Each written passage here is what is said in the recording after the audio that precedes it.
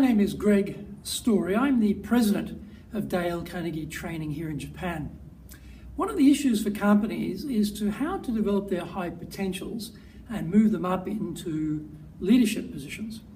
Now, often people turn up in leadership positions with no preparation whatsoever, and they really suffer. So not suffering is a better option. And what are some things that people need to do to make that transition from being one of the team to being the leader of a team? And one of the differences of being a leader is you have to go from the doing to the leading part and understanding that you can't do it all, and make that transition to work through others to achieve the outcomes of the organization. Another area where they have to look at making a transition is balancing people and process. If the processes are too tight, it doesn't give people enough freedom. If the processes are too loose, then you might have regulatory problems or legal problems, certainly quality problems if people aren't being properly managed. That's also an area. So also coaching, how to coach people. When you get promoted, you're very self-sufficient about looking after yourself and making sure you know what you need to do. But now you're in a position where you're responsible for others. How do you get them to be able to develop their skills and have them also go on the journey of leadership and step up? Another area is how do you handle conflict and negativity? When you are the boss, you've got all different personalities working for you, and sometimes there's conflict, and sometimes people are disengaged and they become rather negative. It affects the whole atmosphere of the organization. Well, how do you get that going? This is one of the issues you need to deal with. Another area that's very important is communication.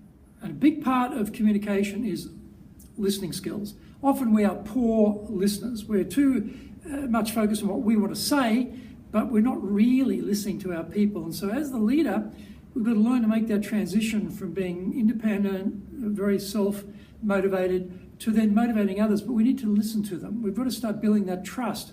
And if we're not listening to people, we're not really understanding who they are and more about them, it's very hard to get that close relationship, which is the bedrock of building the trust with the team.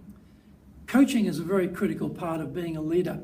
And so how do we go about giving the team a clear direction and make sure they understand where we're going and how this fits into the bigger picture, really around the why, and delegating so that we can leverage our time to work on the most high value things, but also give an opportunity for others coming up to experience some of the different type of work they'll have to do as a leader. And we need to hold people accountable. So how do we hold people accountable for outcomes at the right quality, at the right budget point, at the right timing, the milestones are hit? All those things need to be done. So as a leader, we're responsible for those outcomes, but we achieve those outcomes through others. So how do we go about doing that? And how do we get people to be creative? Because they are the ones who are right at the coalface there.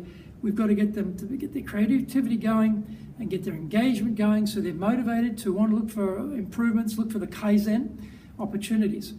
And then there's performance management. This is a very tricky area. So how do we do those reviews in a way that are not completely demotivating? How do we feed back to people how they've been going? How do we get them to think about a future with this company, a future with this business, so they can project into the short and near term to see, okay, here's a plan for me as I work through the stages in this company. I have a place to go here. And also how to share the glory. The only way we can move up is that there's someone to replace us. If there's no one to replace us, we will stay right where we are. So, grabbing all the glory for yourself and saying it was all me is very self-defeating for leaders. You actually want to have people recognize below you as being capable, because that will mean you have a chance to step up into a higher position job because there's someone coming behind you who can take over from you. And how do we arouse enthusiasm in the team? How do we really get them to understand the vision for the company, the why of what we're doing, and have a real desire to succeed, to beat the competition, to take the company further, to grow the business? And part of encouraging people and getting enthusiasm is our ability to recognize them, appreciate them, and praise them. And often people are not very good. They say, oh, good job, well done. and they think, oh, this is praise. It's rather vague though. Good job, well done. Well, actually, which part was good? And what bit was well done? So when we have a formula for how to praise people, it's much more effective when we're giving that praise. So the job of someone coming out of the team environment into a leadership position, it's a very critical transition. It's important that that's done well. All the things I've covered are exactly the types of things. That's the wall they're going to hit. And these are the skills they're going to need to be very effective and to succeed, because often we'll promote people up into these positions of leadership. We give them no support, they fail, and we fire them. How ridiculous is that? We need to support them. We need to give them the right skills to succeed as a leader. Wouldn't it be great if there was something that would help those people to make that step up? Well, there is. And we have it. It's called Step Up to Leadership.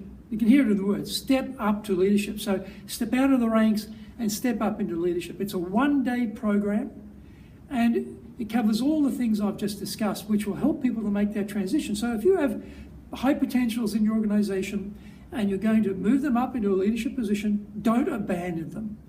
Support them. Get them to take this program. They will then have a much better understanding of what their true role is as a leader and the difference from what their previous role was, and they will succeed. All the details about this course, this one-day program, can be found in the video. So please have a look at that and think about giving your team the right support so they can be successful. And if your leadership channel, if your leadership funnel is working extremely well, then the business can grow and it become more sophisticated and more professional and ultimately a lot more successful. So let's put them through Step Up to Leadership and give them the right grounding they need to succeed. This is a good program. Let's get your people onto it.